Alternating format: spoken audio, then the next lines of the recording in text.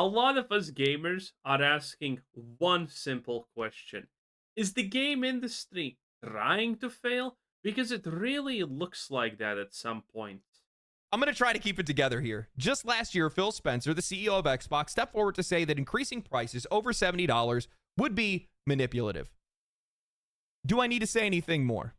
Do not trust these people. And please stop defending them. Xbox was Never trust anyone is a way of life. And it's also a meme of the guy in outer space and the other guy in outer space holding a gun. the last company that I would have expected to join the price hike club. Because while I will largely applaud them for getting rid of console exclusivity, I think that that's generally a good thing. And I know that there is a broader strategy to these price increases. It still doesn't make sense. Not Wait, you're telling me you actually thought that Xbox, the company that almost wasted 100 billion last year in buying failing franchises and companies to establish their video game empire, the company that literally said that, oh yeah, we're abandoning consoles because Xboxes are now refrigerators and pencil sharpeners instead of game platforms. Really, you're surprised that that company of all things decided to hike prices? Really now? not from a player's perspective, and definitely not even from a business perspective. Outside of a couple of decent games, Xbox first party titles just aren't good. People are not going to be lining up to spend $80 on an Xbox game right now. You might get a handful, but not nearly as many as you're going to need. And it feels like every single time they go to pick up a publisher or a studio, they find a way to ruin it in one way, shape, or form, except for Activision Blizzard King. And, well, you can't necessarily ruin what is already effectively video game Satan, so there you go. You don't Remember when EA was the most hated company? And now it's Blizzard, one of the most beloved companies in a time long gone? have the faith of the vast majority of players that play video games today. You are the weakest of the three platform holders. You are years behind in console sales, and you're increasing prices across the board. What are you doing? I know what you're doing. You're terrified because Xbox, like all of these other companies, have built their castles on sand. And because of rising development costs, because you guys consolidated your industries overseas and now are threatened by tariffs, because piracy is on the rise, because Uh, None of that makes any fucking sense, by the way. none of that, none of that makes absolutely even a single shred of lick of a honestly sense, okay? And the games industry is one of the very few rare industries that hasn't actually pushed everything to China or nowadays from China to India because they somehow hope that India is going to be better than China. Eh, Listen, I kind of like those moments in time where people get to learn cool new things. Like, for example, now it's tariffs. And previously, before that, it was the supply chain. Yeah, that was the big one.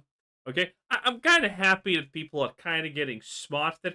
But, I mean, this is just using these terms now at complete fucking random without any understanding what they mean. indie developers are putting out breakout hits, because the EU Commission is now targeting microtransactions. The tide is coming in, and you're all about to be washed out. Initially through GameStop, Xbox announced price hikes across the board, increasing the price of digital games up to $80 starting next year, Imagine paying $200 more for a console that's 5 years old now. Oh, that is impressive. and increasing the price of their hardware and accessories anywhere from 20 to 30 to even charging $729 for the Xbox Series X 2 terabyte console, more expensive than the PlayStation 5 Pro, pricing yourself higher. Oh, that was my question, by the way. Is that going to be more expensive than PlayStation? Because, I mean, again, it's not like PlayStation just magically won the console war. It's the fact that every time PlayStation did something stupid, something extremely anti-consumer, something ridiculously dumb, Xbox was literally right there and saying, hold my beer, hold my vodka, and hold my absinthe shot, okay? And then it did this thing. Than your competition who's outselling you 3-1 is a bold strategy and not one that I was expecting. At the end of my Oblivion video, I had said I don't trust these companies to make smart choices, and I hate being right. At first, I thought Xbox was pricing the Oblivion remaster at $50 as a direct response to Nintendo increasing their prices and dropping their Zelda remaster at $90. And honestly, I still think it was. Asmongold nailed it on Twitter. He said that 2025 and 2026 will be the years of remasters and remakes, cheap to create compared to a new game, quantifiable existing audience, boost visibility for upcoming titles. What a prediction. It's not like 2024 was already the year of remasters. We have been living in the remaster fucking era forever, okay? Legendary Drops is just trying to farm Asmongold here. By, inserting the schlong inside the throat. Very, very lame. Gears of War E-Day, little to no risk of controversy or boycott, literally the easiest W in the industry right now. I mean, actually, there's a lot of risk of controversy and boycott, but I mean, not that Asmongold has even a fucking brain. Now, honestly, I cannot believe that this guy can find time to post industry insights while also doing home improvement. Industry insights. But honestly, he's not wrong, especially when that remaster is as transformative as Oblivion's, and especially if it's priced fairly. New releases are a minefield right now, plagued by creative missteps, content that nobody asked for, and player backlash. So returning to the past makes sense. Players want something familiar, something proven. Reviving these beloved games with modern upgrades is a great way to answer that call while avoiding... I mean, the reality is you're actually just gonna get more Warcraft 3 remastered, and that's it. Any backlash that's been plaguing a lot of these new IPs and modern releases. Though, no, seriously, what is the stake? It's not like we just had Diablo 2 remastered, Warcraft 3 remastered, which were both absolutely hated because of their non-existential quality. It's not like that just happened, and it's not like that already sparked the remaster revolution. Oblivion censorship has raised some eyebrows. But the part that Asmon glossed over, the part that deserves a little bit more attention here, is that this isn't just a visibility boost. It's Xbox clawing back into relevance. These aren't just nostalgic remasters. These are cultural recall grenades. Yeah, yeah, Xbox is gonna claw back into relevance by putting Oblivion remaster on PlayStation. I'm sure they will. Just wait, you Xbox fans. I mean, the time to shine is near. The time to rise up is near and shit. And with the $40 Gears of War remaster seemingly aiming at the exact same level of quality as the Oblivion one, Xbox has found a strategy that actually makes sense. Cost-effective, high-quality reminders of what the brand used to be and used to stand for. These games... This is such, by the way, a double-edged sword, obviously. Because, one, these folk shithole companies are not gonna shy away from inserting their body type 1 and body type B BS in the games. And they're gonna get more brazen with this as time passes. Two, this is not a good thing, actually. The Oblivion remake is fundamental proof that games previously were better than games now. But the fact that Oblivion Remaster is so loved currently and everyone is happy with it pretty much is just literally just a hot dagger between the ribs of Bethesda getting twisted and showing them that no, they are not good. Todd Howard is useless. All of the people at Bethesda are complete trash and don't deserve a salary. That's all that these remasters are showing. They are showing that the modern games industry is just bad and should be replaced. Aren't locked behind exclusivity either. They're multi-platform, meaning that Xbox gets to reintroduce itself to players they've either lost or never had. And I'll be honest, I think that... I mean, I'm sorry, that's just the dumbest opinion ever, okay? Xbox puts its games on PlayStation. Well, do you fucking think that someone on PlayStation is like, oh, look at this Xbox game that's on PlayStation, I can play on PlayStation. Man, I better go buy an Xbox so I can play the Xbox games that I can play on PlayStation, but so I can play them now on Xbox for no fucking reason. What a great opinion. This is smart. But here's the problem. It completely undercuts their justification for the price hikes everywhere else. Let's be real, Xbox is the last company that should be selling $80 games. Their recent titles have not earned it. When I think of an $80 game, I could maybe spend that on Elden Ring, Baldur's Gate 3, Kingdom Come Deliverance 2, Armored Core 6, games that gave me something complete, something real. I mean, if you think Kingdom Come Deliverance is a good game, you have not played it to the end. It is literally blatant propaganda. I'm not thinking Halo Infinite, Avowed, or Starfield, and sure, that's subjective, but it's also about standards. Larian, Warhorse, From Software. I don't know. The Xbox fanboys told me that Avowed and, Starfield are really good games. And Indiana Jones actually probably sold 1 trillion copies, even though it had like 10K players on Steam. It is what it is. They're not milking players through microtransactions. They're not nickel and diming people with battle passes and half-baked launches. They sell you a game. That's it. Now, Xbox, on the other hand, survives off of the back of Call of Duty microtransactions and reoccurring subscription revenue. Their games. Is this a Fortnite skin? It looks like a Fortnite skin. Dude, I have forgotten what their names are. Silent and something, I don't remember, but the movie was good. Have not hit. Their platform sales are down, and now, with the excuse of Nintendo increasing their prices to $80, opening the floodgates, Xbox is the first in line to raise their prices across the board. Games, hardware, all of it. It doesn't feel strategic. It feels desperate. I mean, just last year, Phil Spencer said that raising prices beyond $70 could become manipulative. In his words, we went through COVID. We found more ways of getting more money per player. I think that at some point you reach the peak of that. And frankly, it could go to places that are manipulative. And I'm not a big fan of that.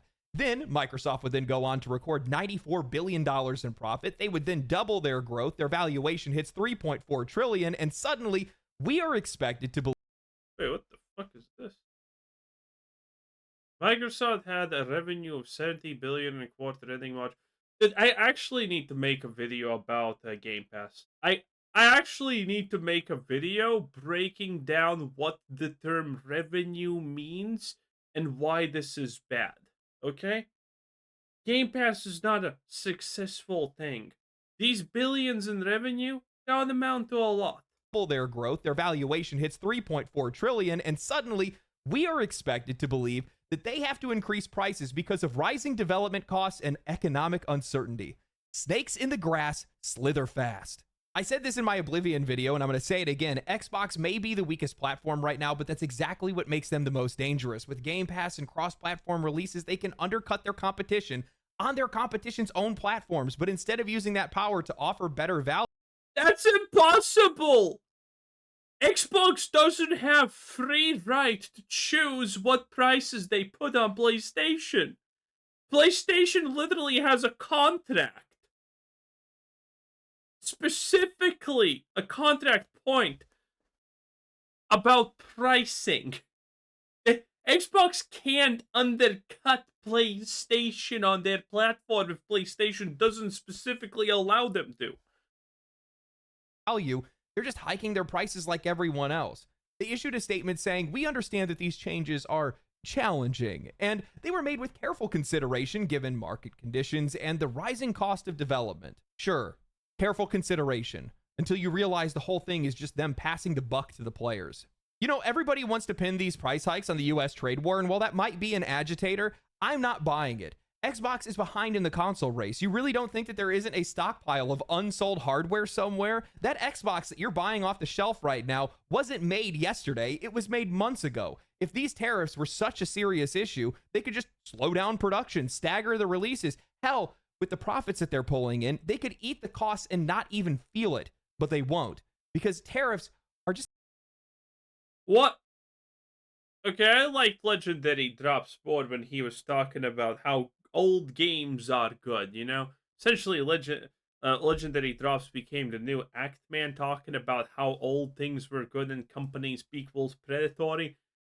But, I mean, currently we have 6 minutes of random fucking jibber jabber about economics that clearly he knows nothing about. This is kind of wild. Just a convenient scapegoat. And even if they were rescinded tomorrow, these prices would stay the exact same. What absolutely drives me up the wall is how transparent this whole thing is. These price hikes are a direct consequence of poor planning. Rising costs wouldn't be a factor. Now, to be fair, we don't actually know is it actually illegal in the US to just raise the price of old hardware that was made for lower prices? Is that a thing?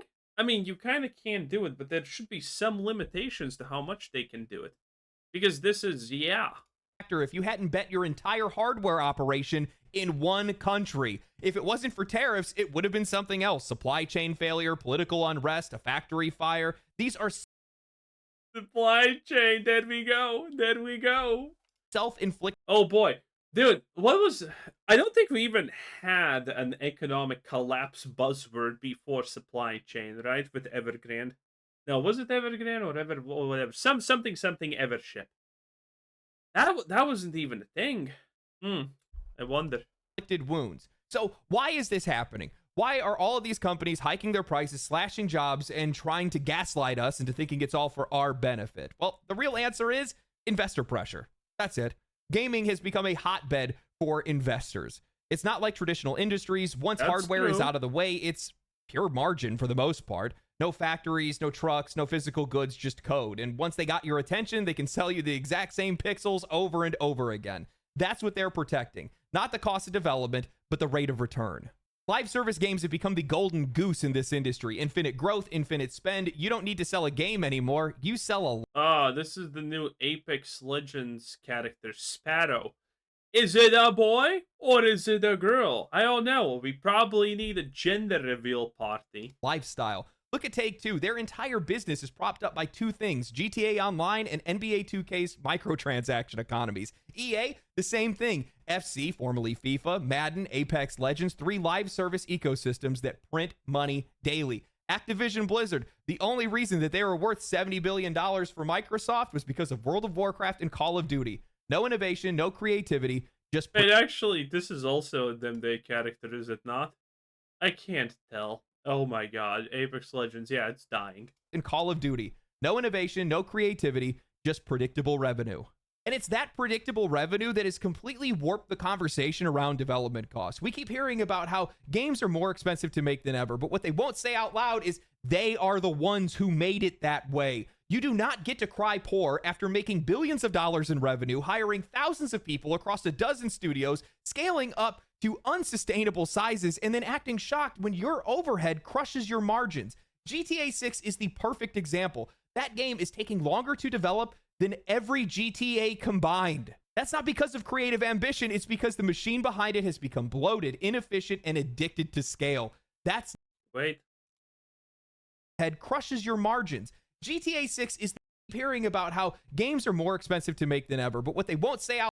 Sorry, I'm spaced out. ...loud is they are the ones who made it that way. You do not get to cry poor after making billions of dollars in revenue, hiring thousands of people across a dozen studios, scaling up to unsustainable sizes, and then acting shocked when your overhead crushes your margins. GTA 6 is the perfect example. That game is taking longer to develop than every GTA combined. That's not because of creative ambition. It's because the machine behind it has become bloated, inefficient, and addicted to scale. Okay, there we go. There is truth to this about the scaling and margins and blah, blah, blah, even though that's theoretically incorrect. Whatever. Good enough for this, okay? The reason why GTA is taking literally forever is because why would you make a new game if the old one is literally a money printer already, okay? You only want to... Listen, with the success of GTA Online, how many kids bought shot cards and all of that bullshit? There's no reason to make a GTA 6. There's absolutely no reason to make a GTA 6. You live off the green of that game as long as you can, and when you finally notice how things are slowly starting to go down, then you start. After the success of GTA Online, Rockstar probably was not even in the slightest rush to make GTA 6. Truth be told, they're still probably not in a rush. And that's not because of grand ambition or anything like that. Even though they are obviously going to try, because considering how many billions upon billions, they probably made hundreds of billions from GTA Online at this point. They're not going to rush GTA 6 because GTA 6 is going to be even a bigger gold mine for microtransactions and stuff. GTA 5 literally did not canceled like 2 or was it 3 or something? Story based DLCs. Imagine how good, how much money they were making in microtransactions from GTA Online if they decided to cancel an expansion, a DLC, a story DLC. Keep in mind, DLCs are much smaller than the original game, and all of those things, right? So it would have cost them probably nothing, and with the success of GTA 5 sales, you know that the DLC would have been a whopping success that would make them so ridiculously much money. And yet they chose to cancel 3 or 2 DLCs. Why is that?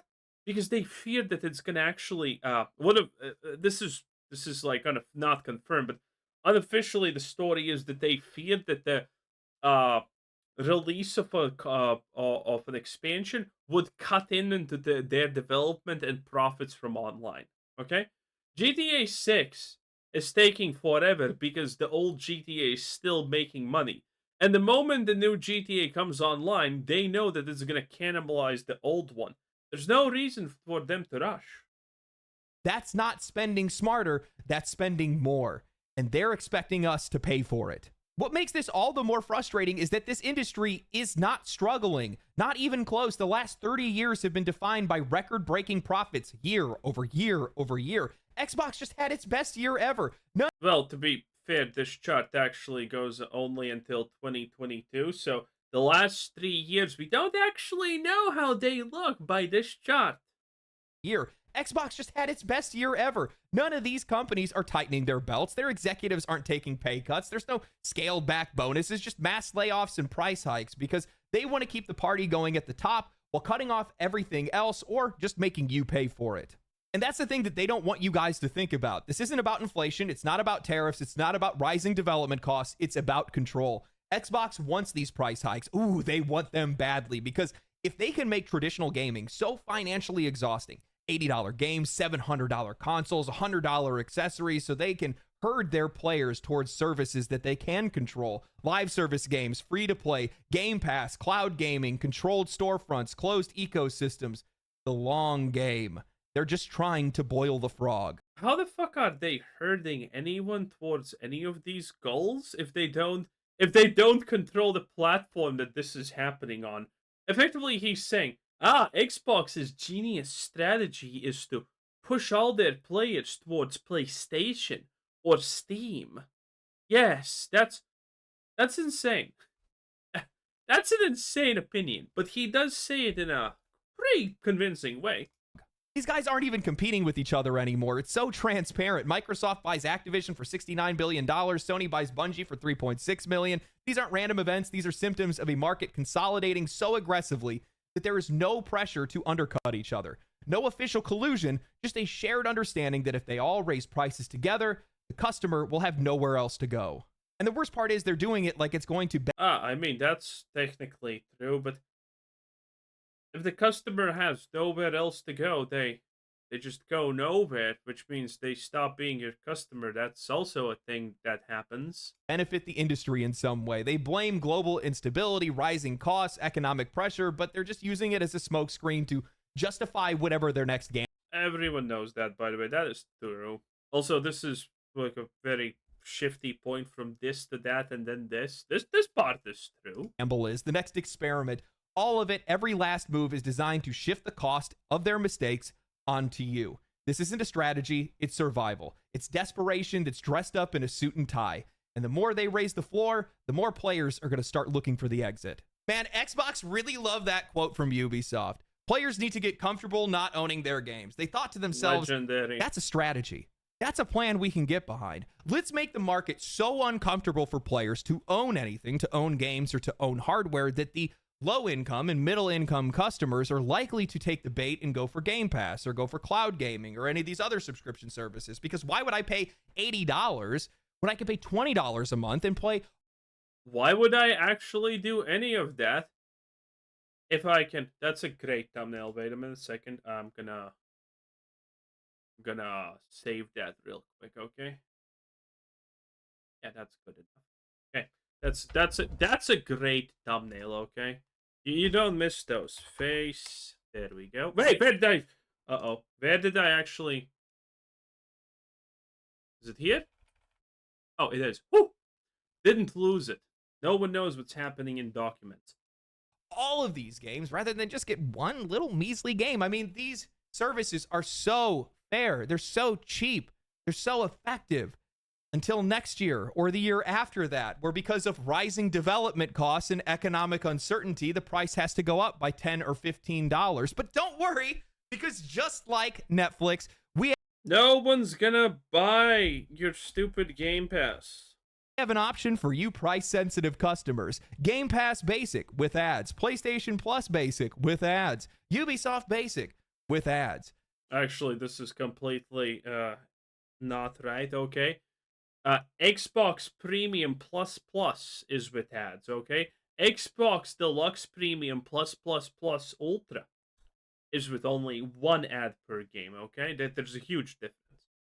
Then after that, they're going to start selling you frame rates and resolution. We've seen this happen before. Like, I don't understand how people think that this isn't going to happen. I've had people push back on it. That's not what's going to happen. What? Are you stupid? You deserve to pay these prices. Gaming is slowly being monetized into a hellscape like every other industry that's out there. And it's all to attract more investors. Notice how every single year they have to break record profits. Higher and higher and higher and higher with Well, yeah, that's how these things work. Every company on the market is supposed to do that. that's why no one uses the term record profits in these things unless they don't understand what they're talking about. without ever trying to lower their floor. The funny thing is, Lowering their floor is even more dangerous than trying to break these record profits. Okay, showing that you can lower the floor is one of the most insane things that is never going to happen in any of these companies. this isn't like any other industry. We have options. We can go anywhere else that we want to. Hell, we're not even buying most of your games to begin with. I don't think that they understand how much trouble that they're in right now. Because, one, I don't even think players are going to buy into this. I mean, they do. Part of the reason why they are okay with doing this is because I talked about this at Dragon Age Railguard. Well, then Dragon Age Railguard happened, and that was the example. But the true thing was obviously the $100 game price hike, and it's just the simple supply versus demand. They're just two lines. One is like this, and the other one is like this, and together they create the Goldilocks. So effectively, the best way. Actually, can we use paint? It's been forever. Paint. Boys, we're using paint. It's been forever, but there we go. There we go. What the hell is this? Why is this so bad? Mamma mia. Okay, wait a minute. Boys, we're painting. Oh boy, we are painting. We are painting. Okay. Okay. So there's these two magical lines. One this. And this. And then you have a line in the middle, okay? One of these lines is one of these lines is price, okay? The big P, as we say, the price point. And the price point can be anywhere on this line. It can be here, or it can be here, or it can be anywhere. And then we have sales. Now, obviously, sales also can be here and here. And these two things. Yes, so be it. Oh, you can't see me. Oh.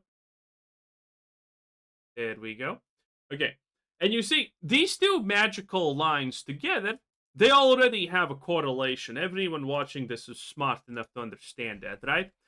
But together, these two things create profit, and profit is determined from where the sales price is and where the sales are and where the price is located.